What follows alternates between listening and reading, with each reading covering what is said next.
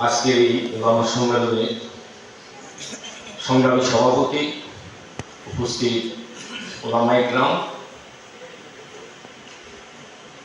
আমরা আজকে এখানে একত্রিত হয়েছি ওলামায়ে কেরামের নেতৃত্বে। অধিকাংশ লাকসামের শ্রদ্ধাভাজন ওলামায়ে কেরাম এখানে মঞ্চে উপবিষ্ট আছেন। আমরা তাদের নেতৃত্বে কাজ করতে একমত আছি, সবাই একমত।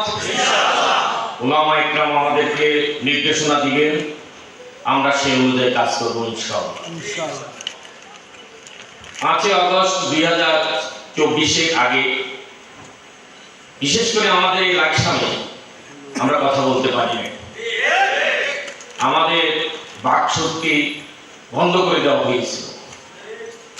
ওলামায়ে কেরাম তাদের নির্দিষ্ট জায়গায় নির্দিষ্টভাবে, বিশেষ করে মসজিদের মধ্যে ওনারা খুতবার মধ্যে ওনারা কথা বলতে পারেন না।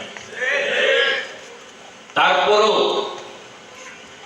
ফ্যাসিস্টদের রক্তচক্ষুকে উপেক্ষা করে আমরা 2-4টা প্রোগ্রাম যাও করেছি, পরবর্তীতে আমরা তার খেসারত দিতে হয়েছে। আজকে আমরা কথা বলতে আর কোনো দ্বিধা নাই। আমি বিশেষ করে ওলামায়ে কেরামকে অনুরোধ করব, আপনারা হক কথা বলতেছেন, বলতে থাকবেন ইনশাআল্লাহ।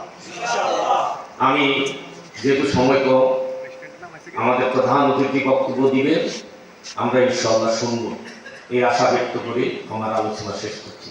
আসসালামু আলাইকুম।